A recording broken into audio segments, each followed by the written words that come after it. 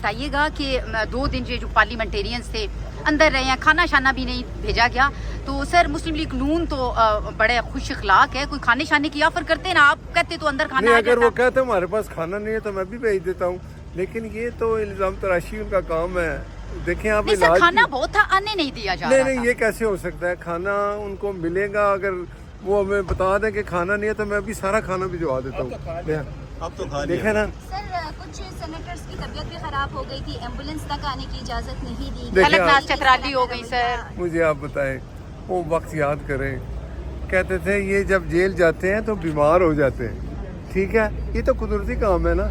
اب یہ بھی بیمار ہو گیا نا جیل میں, یہ کیوں بیمار ہو گیا ہے؟ اگر اس کو کوئی پرابلم ہے اس کے لیے دیکھیں, سپریم کورٹ کا آرڈر ہے کہ 20 فروری سے پہلے اس کا ہر چیز کا وہ کہتے ہیں نا کہ چیک اپ ہوگا, ڈاکٹر ان کو جو ریکمینڈ کریں گے وہی ہوگا. اگر وہ کہیں گے ہاسپٹل داخل کر دیں, وہاں ہو جائے گا.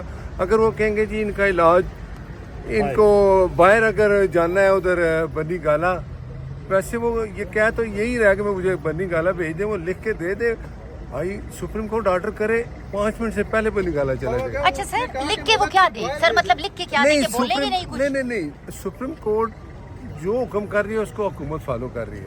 کہا جی کو جا کے ملے 3 گھنٹے میں, وہ 3 گھنٹے وہاں بیٹھے رہے, ملے.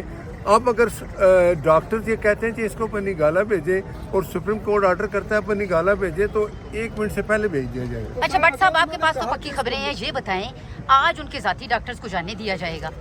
مجھے ایک بات بتائیں, ذاتی ڈاکٹر کیا وہ اس لیے بلا رہا ہے کہ باہر آ کے وہ بلیم کرے؟